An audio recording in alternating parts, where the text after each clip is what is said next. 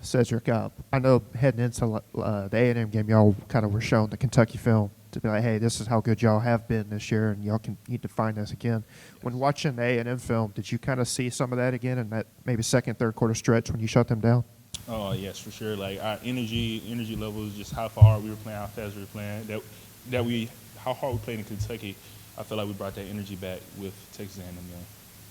I guess kind of going off that, DeAndre Prince was in here last week just talking about, trying to just stay positive. You kind of have an energy and a smile on your face vibe, especially after coming off a loss like that and having to play so many consecutive games before you even hit your body. Do you feel like, as a defense, that was accomplished going into A&M? Yes, for sure. I believe like staying positive throughout the whole season, of course, is hard, and then of course people getting banged up. So I feel like just the bye week, coming up on this bye week, we had a lot of energy left, or a lot of energy to put into it. All the coaches were telling us just one more week, then we can get a break. So we just put all the energy we had left into that game. For you, how has it been trying to get back, coming off an injury? I know you've been playing but kind of limited snaps, but how has the stretch been for you trying to just get back to where you were? It's been pretty good. Been working pretty hard to try and get it back to health. Playing on games kind of just, I wouldn't say sets it back, but just kind of like makes me feel it a lot more than I usually would than if I just wasn't playing at all. But I mean, it's been good. It's been getting a lot better. I feel like Bama week I should be a lot healthier, ready to go.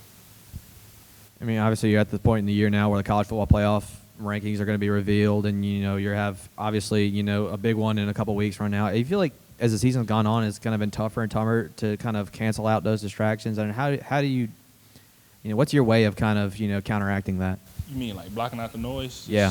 Just really just trying to focus on the next game, because that's all that really matters. We try and avoid looking at rankings. Like Kiffin always says, that's the rat poison. We just try and avoid looking at that. Just not going to help us anyway. Just looking back at the Texas A&M film, I mean, was there certain plays that y'all would, or certain series that y'all would want to have back, particularly those first couple drives going in against A&M? Yes, for sure. We feel like we didn't start the game with enough energy, but in the back half we just stayed the course, stayed strong, and just did what we need to do, brought the energy that we needed to bring. 9-game stretch for y'all got your break. Just what do you feel like as a team and on defense with so many new pieces, new parts that y'all kind of learned through that 9-game stretch? Just I feel like how to strain through it when it gets tough, when we're hurt. Just like really strain. Like even last week, that was our main word that we were focusing on. Strains, just to get through everything. Like no matter what you're going through, no matter what's the pain, just strain through this play, strain through this drive, just whatever, everything.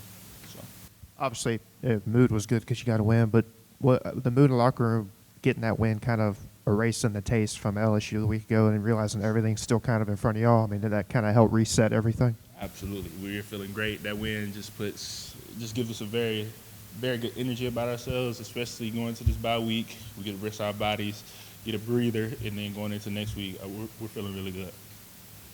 Kind of two things. One, did y'all know that they were going to call a fake punt inside y'all's own red zone? And two, did you had any doubt in your mind that JJ was going to pick up that first down? I knew JJ would get it. I got complete and utter faith in him, but I didn't know they were going to run it at all. I had no clue. I don't think anyone knew on the sideline except Biaggi. I feel like he was the only one that knew because he caught it, or Kiffin and Biaggi. They're probably the only ones who knew. No one else knew. I just seen him get the first down. Was it kind of a sigh of relief, just to get a lot more rest going on that? So. Absolutely. That's the best feeling ever. Being on fourth down and getting it, there's no better feeling. I know y'all probably knew that he was kind of versatile, but now having seen JJ on both sides of the ball in the game, just what have you seen from him and what he's able to do on both sides? It's honestly crazy that someone could be that big, that fast, just that dynamic on any position really. I've noticed it when he first got here, but it's just crazy to see him like actually put it into the game. He's a really special player. Just being from the state of Alabama and all that, when you look at, obviously looking at a couple weeks from now, how many players do you know kind of personally on Alabama's roster and all that, and what are the relationships like now? I really don't know too many. I mean, I believe he's still there, but I don't know him personally, but I played against him in high school at Des Moines Kennedy. I'm pretty sure he's still there, but yeah, that's the only person I can think of. And obviously, just with the pass rush, just kind of showing what they're capable of, early on, and kind of as the season went on. Do you feel like this defensive line has really played its best game? Is there still? best game? No, I don't feel like we'll ever play our best game. I feel like we'll play a good game, but there's always more we can keep striving towards. I don't think we'll ever reach our best, but we're always striving for the best. What do you feel like is that next step?